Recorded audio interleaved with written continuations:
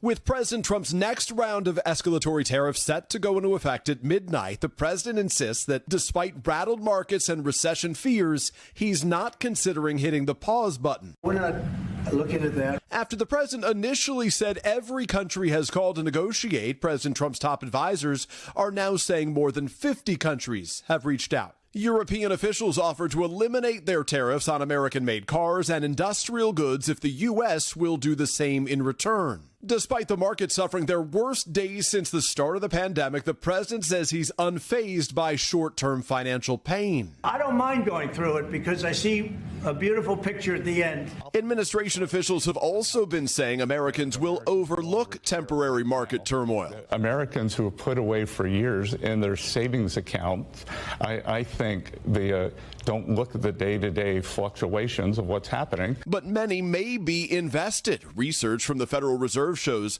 more than half of American households own stock directly or through investment funds. Top Democrats say the president's tariffs are a self-inflicted wound. Less than a week after Donald Trump started the largest, dumbest trade war in American history, all the signs say America is heading towards calamity. For now, most Republicans are standing by President Trump. And I think you got to give the president the latitude, the runway to do what it is he was elected to do. Still, there are cracks emerging within the president's party. If the outcome from these tariffs is really high tariffs from every country on earth against American goods, and really high tariffs from America against goods from every other country on earth, that is going to be really bad for Texas and really bad for America.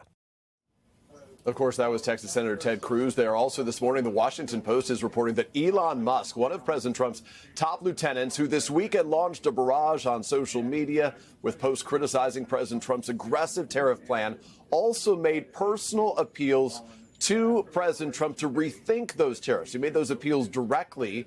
The Post cites two people familiar with the matter on that. Of course, Musk's efforts so far, Savannah, have not been successful.